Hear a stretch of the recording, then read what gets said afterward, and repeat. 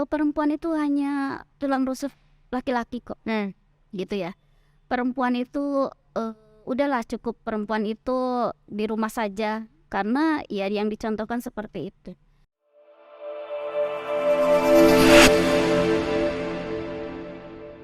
Baik, tadi bilang bahwa dermawan ini ya berarti hal yang menarik ya, karena di Indonesia sendiri kalau menurut Profesor Amelia Fauzia itu Indonesia ini adalah penduduk terbanyak yang berfilantropi. Nah itu. Kemudian ini udah menjadi modal dasar untuk tujuan dari filantropi ini adalah cinta kemanusiaan. Sekarang pertanyaannya adalah kenapa perempuan kok kayaknya aneh deh, nggak mungkin deh untuk berfilantropi.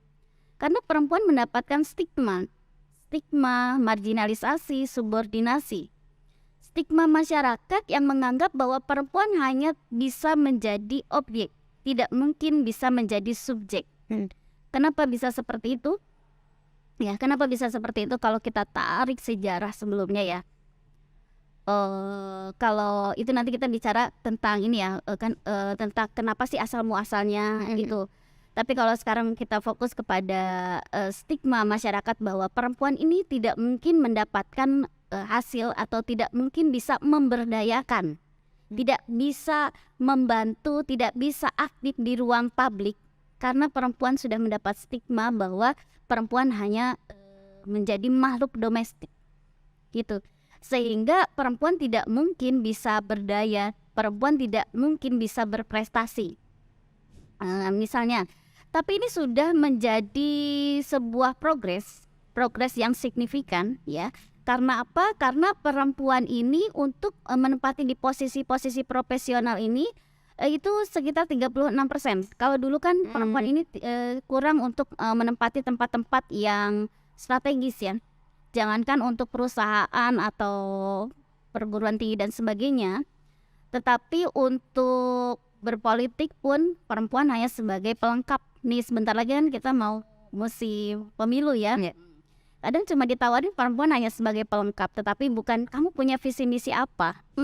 Kita nanti ada kaitannya dengan pertanyaan tadi ya. Kenapa bisa seperti itu? Karena perempuan sendiri itu lupa, atau laki-laki sendiri ya, laki-laki pun lupa bahwa ada surah An-Nahl ayat 97 di situ. Man amila sholihan yang dzakarin aw unsa wa huwa mu'minun falanuhyiyannahu hayatan thayyibah. Jadi siapapun amila di situ yang memiliki amila ini kita bisa artikan dengan volunteer service. Bisa volunteer service, bisa dia bekerja di ruang publik. Nah, itu memiliki hak yang sama baik laki-laki maupun perempuan, sehingga dia mendapatkan kehidupan yang layak, hayatan thayyibah, baik itu di dunia maupun di akhirat. Kalau semua mengakui ayat ini dan tidak menyalahartikan atau tidak salah menafsirkan, sehingga tidak akan ada lagi kekerasan seksual. Kenapa ada kekerasan seksual ini? Ya karena perempuan dilemahkan. Perempuan dilemahkan bukan karena dia yang menimbulkan pribadi, tetapi lingkungan yang sudah menciptakan hal seperti itu. Kalau sudah terjadi seperti itu, apa nih yang harus kita lakukan sebagai sesama perempuan? Woman supporting woman. Ya, perempuan harus memberikan support terhadap perempuan lagi. Dengan contoh apa? Perempuan harus memberikan ruang aman kepada korban kekerasan seksual. Ya, tidak malah menambah stigma atau hal stigma buruk bahwa oh ini perempuan sudah ternodai. Perempuan ini karena dia kenapa bisa menjadi korban? Ya karena dia memancing dan sebagainya.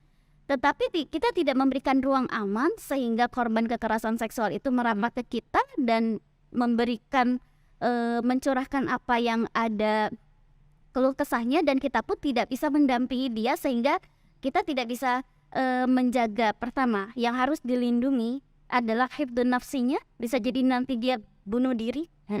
Kemudian hifdzul aklinya, kalau kita tekan seperti itu yang ada dia nanti rusak akalnya, bisa gila, kewarasan mentalnya hilang. Kemudian yang ketiga adalah hifdzun nasl, alat reproduksi ini sudah jelas itu rusak.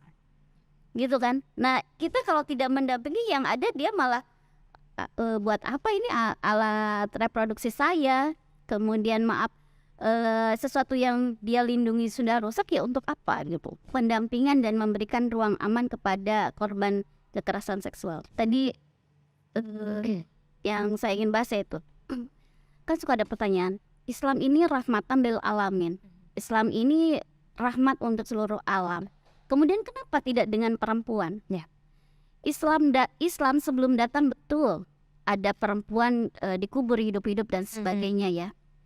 Kemudian perempuan kalau di Prancis itu sampai ngadain konferensi hanya untuk mempertanyakan perempuan ini punya jiwa atau enggak, perempuan ini manusia atau bukan. Hanya untuk mempertanyakan itu saja. Meskipun hasil konferensinya mengatakan betul perempuan adalah manusia, tetapi hanya sebagai pelayan seksual untuk laki-laki. Itu kan sangat ironis.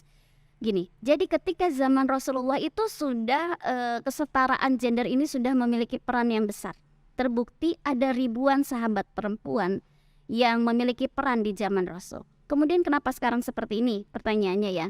Setelah Rasul wafat itu dipimpin oleh Abu Bakar Siddiq. Abu Bakar Siddiq ini memimpin selama 2 tahun. Kemudian Umar bin Khattab memimpin 10 tahun. Kemudian Utsman bin Affan memimpin 12 tahun. Dan terakhir adalah Ali bin Abi Thalib memimpin selama 5 tahun. Nah setelah Ali bin Abi Thalib kita kenal ada perang Siffin. Perang Siffin ini peperangan antara dua kubu, yang satu di dalamnya ada Tolhah, ada Sayyidatul Fatimah, kemudian ada Muawiyah dan ada Zubair kalau nggak salah ya, satunya itu. Nah yang satunya lagi adalah yang dipimpin oleh Sayyidina Ali. Kemudian di tengah jalan ketika kemenangan hampir diraih oleh Sayyidina Ali, diajaklah perjanjian tahkim, disebut perjanjian tahkim, di mana tahkim ini disepakati untuk pembagian wilayah. Kenapa Sayyidina Ali mengambil jalan ini? Meskipun ia hampir menang, Sayyidina Ali berkata bahwa ini peperangan ini akan menimbulkan perpecahan yang lebih banyak. Oleh karena itu maka diambillah musyawarah seperti ini. Nah setelah ini meskipun akhirnya dengan adanya tahkim ini adalah Khawarij yang kenapa harus mengikuti seperti ini. Nah inilah asal muasalnya golongan atau aliran Khawarij ya, yang akhirnya memiliki ideologi takfiri. Nah setelah itu setelah Sayyidina Ali kemudian adalah dinasti Umayyah, Bani Abbasiyah, Bani Utsmaniyah. Disinilah asal muasalnya adanya perpecahan atau stigma-stigma yang tadinya sudah betul Islam itu sudah datang, malah kembali lagi kepada patriarki. Nah ini asal muasalnya. Ketika mufasir klasik yang masih ketika itu hidup di era patriarki dan menghasilkan karya-karya yang mungkin akan memberatkan perempuan ya, atau tidak berpihak kepada perempuan, dan sekarang masih diangkat, itulah yang akan menjadikan stigma-stigma tersebut. Kalau kita lihat nih ya, kenapa sih salah satu stigma yang itu menjadikan perempuan itu mendapat perlakuan marginalisasi, subordinasi, adalah kata ketika min nafsi wahidah. Oke. Loh perempuan itu hanya tulang rusuk laki-laki kok. Gitu ya. Perempuan itu udahlah cukup perempuan itu di rumah saja, karena ya yang dicontohkan seperti itu. Jadi ya emang sejarah kadang membukanya itu sedikit-sedikit gitu ya. Mungkin. Nah, ada juga dalam surah At-Taubah ayat 71. Di situ bismillahirrahmanirrahim, wal mu'minuna wal mu'minatu ba'duhum awliya'u ba'd. Mukmin perempuan dan mukmin laki-laki dan mukmin perempuan itu kalau menurut Quraisy Shihab nanti ada yang digaris bawahi kata aulia. Itu dijelaskan bahwa menurut Quraisy Shihab itu kata aulia ini memberikan arti saling bahu-membahu, kerjasama, saling tolong-menolong, dan penguasaan. Ya, jadi tidak bisa dia perempuan berhasil sendiri tanpa ada peran laki-laki. Tidak bisa seorang laki-laki berhasil sendiri tanpa adanya perempuan. Dua-duanya saling bahu-membahu. Meskipun kita angkat contoh, ada kemarin kita bahas Dewi Sartika nih, salah satu pahlawan ya. Nah, Dewi Sartika ini tidak mungkin kurang atau jomplang ketika tidak ada support dari pasangannya. Ya. Begitupun pasangan. Jadi sebetulnya betul tidak ada laki-laki atau perempuan yang berada di belakang, tetapi bagaimana laki-laki dan perempuan saling bergandengan tangan.